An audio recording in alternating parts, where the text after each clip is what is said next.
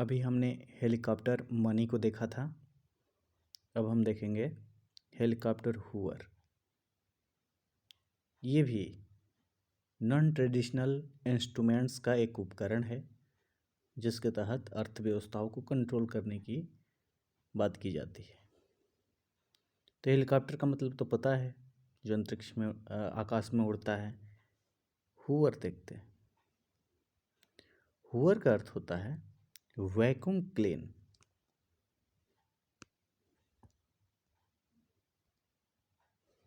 तो vacuum clean सामान्यतः पारंपरिक उपकरणों के प्रयोग से मौद्रिक नीतियों के माध्यम से मात्र बैंकिंग व्यवस्था में पड़ी धनराशि को ही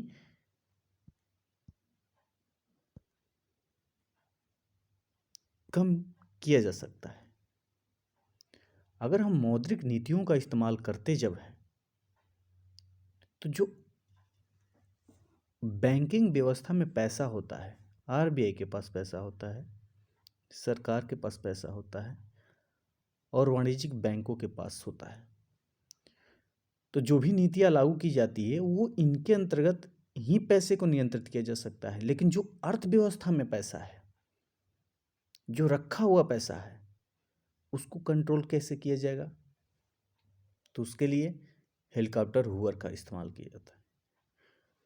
तो जो धनराशि पड़ी है अर्थव्यवस्था में, वह धनराशि जो बैंकिंग व्यवस्था से बाहर हो अथवा काले धन के रूप में हो, जिस पर टैक्स न दिया गया हो, उसे सोखा नहीं जा सकता है, उसे नहीं सोखा जा सकता है। इसलिए उसको सोखने के लिए कोई ना कोई उपकरण लगाने पड़ेंगे।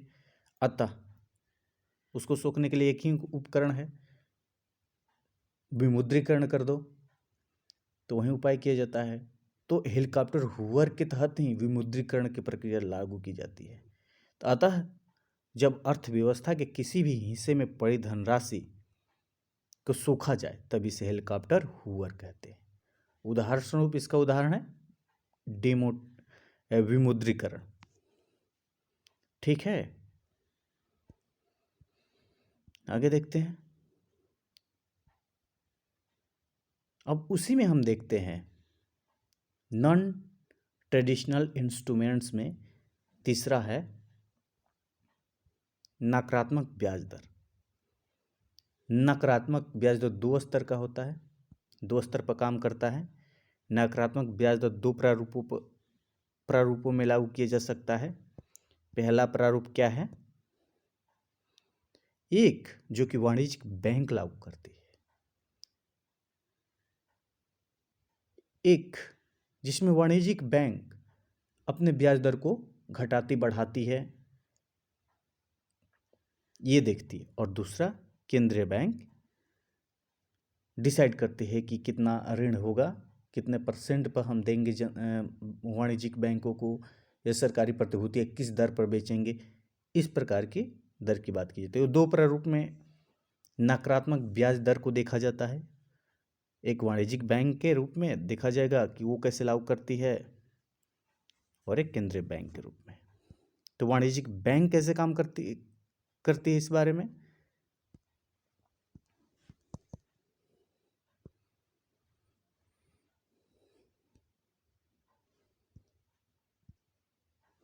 एक वाणिज्यिक बैंक द्वारा लागू की गई नकारात्मक ब्याज दर मौद्रिक नीतियों का उपकरण नहीं है। ये मौद्रिक नीति का उपकरण नहीं है, क्योंकि वाणिज्यिक बैंक अभी लागू कर रही है, अपने मुताबिक लागू कर रही है। जबकि केंद्रीय बैंक द्वारा जो लागू किया जाता है नकारात्मक ब्याज दर, वो एक गैर पारंपरिक उपकरण के मौद्रिक उपकरण है। आपको ध्यान रखना होगा, जो वाणिज्यिक बैंक लागू करती है वो मौद्रिक नीति के उपकरण नहीं है, जबकि केंद्रीय बैंक अगर काम करेगी इस पर नकारात्मक ब्याज दर पर, तो ये मौद्रिक नीति का उपकरण होता है। ठीक है, यदि जमाकर्ता के जमा राशि पर एक बैंक ब्याज न देकर जमा राशि में से एक हिस्सा ब्याज के रूप में काट ले तब इसे नकारात्मक ब्याज दर कहेंगे। अधिकांश देखा जाता है भारत में कि बैंक जमा राशि पर ब्याज देते हैं, 2.5% का ब्याज देते हैं लगभग। वो ब्याज जनता को देते हैं, जनता के पैसे पर देते हैं। वहीं जब 2.5% के ब्याज काटने लगे कि हम देंगे नहीं, काट लेंगे, उतने पैसे काट लेंगे, तो उसको नकारात्मक ब्याज दर कहेंगे। अगर कोई बैंक ऐसा करता है, तो भारत में ऐसा नहीं होता है, पर कहीं कहीं इसका इस्तेमाल किया जाता है। वो कहाँ कहाँ इस्तेमाल किया जाता है वो देखते हैं। जैसे कि स्विट्जरलैंड में उपस्थित बैंक करते हैं। स्विट्जरलैंड में जो बैंक हैं, स्विट्जरलैंड, वो बैंक ऐसा करते हैं, वो नकारात्मक ब्याज दर पर काम करते हैं। 100 रुपया आपने जमा किया तो उसमें से कुछ पैसे काट लेंगे और 99 रुपये देंगे, क्योंकि वो सेवाएं उपलब्ध कराते हैं जो अन्य जगह नहीं मिल पाती। उस तरीके से दूसरी स्थिति क्या है? इसमें दूसरी स्थिति है, एक देश के केंद्रीय बैंक किसी वाणिज्यिक बैंक द्वारा जमा की गई धनराशि पर ब्याज न देकर ब्याज की कटौती कर ले।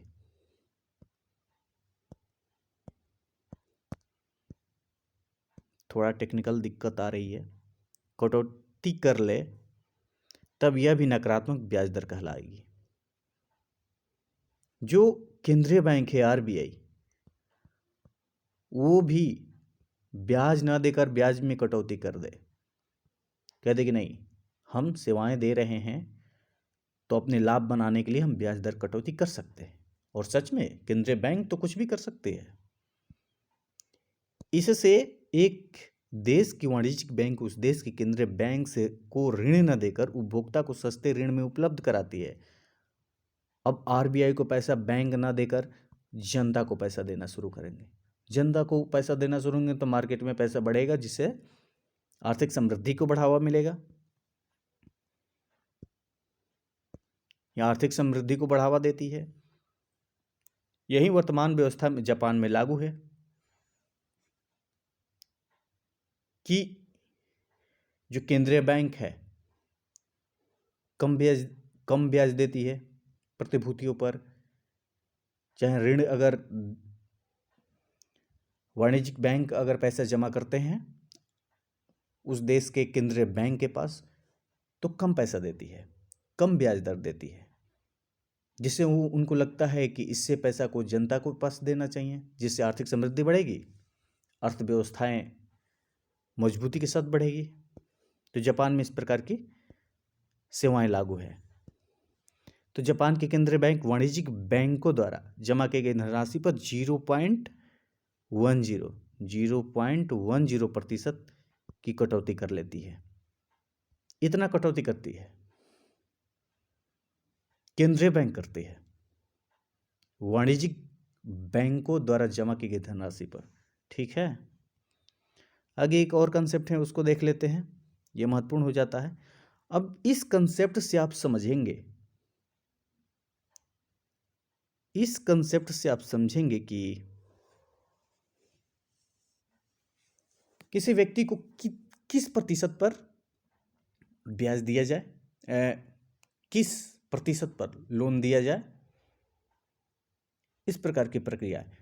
बैंक उन्हीं व्यक्ति को क्यों लोन देना चाहते हैं जिनका एक स्वच्छ इतिहास होता है बैंकिंग क्षेत्र में, ये समझेंगे। तो इसको हम कहते हैं प्राइम लैंडिंग रेट, प्रधान ऋण दर। प्रधान ऋण दर।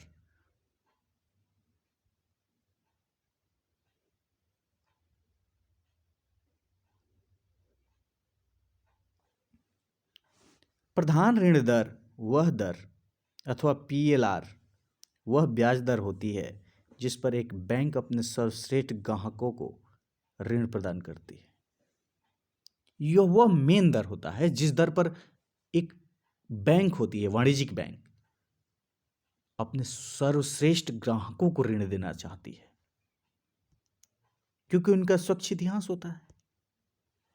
सर्वश्रेष्ठ ग्राहक वे ग्राहक होते हैं। अब सर्वश्रेष्ठ ग्राहक का उसके बारे में डिफाइन कर रहा है कि बैंकों के लिए सर्वश्रेष्ठ ग्राहक कौन है।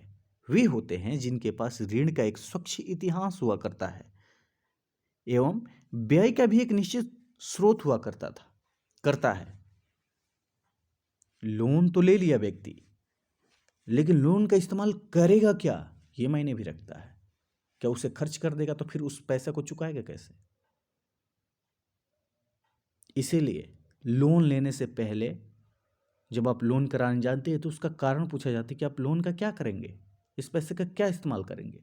और उस पैसे का जब लगता है कि जेन्युइन है, उस बारे में जानकारी भी ली जाती है कि हाँ, आपने उद्योग लगाए हैं तो उस उद्योग धंधे को बढ़ाने के लिए आपने लोन ले रहे हैं, तो उस उद्योग को देख परख होगी, देखा जाएगा कि हाँ आपने लगाया है, वो कहाँ स्थित है, कैसे है।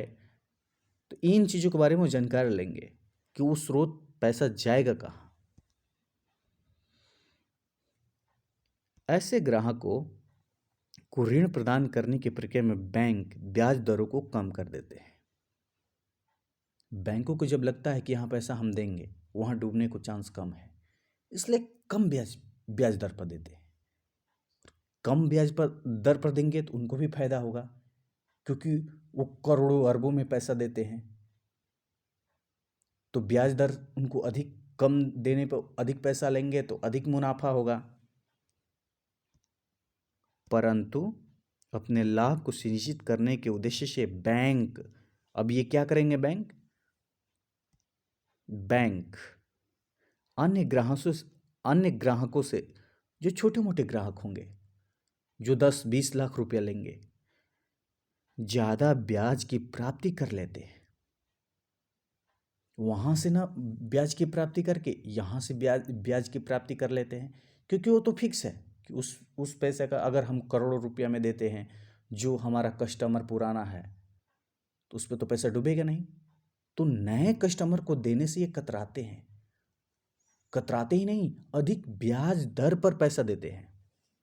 अतः आरबीआई ने पीएलआर, प्राइमरी लेंडिंग रेट की व्यवस्था को खत्म कर आधार दर की व्यवस्था वर्ष 2010 में लागू की। तो अब पीएलआर खत्म हो चुका है, अब लागू है बेस रेट। ये आधार दर होगी। इसमें बताया जाएगा कि इस आधार दर से नीचे आप किसी को लोन नहीं दे सकते। आगे उस वीडियो में हम देखेंगे। बस इसमें इतना ही। Thank you so much for watching. Thank you.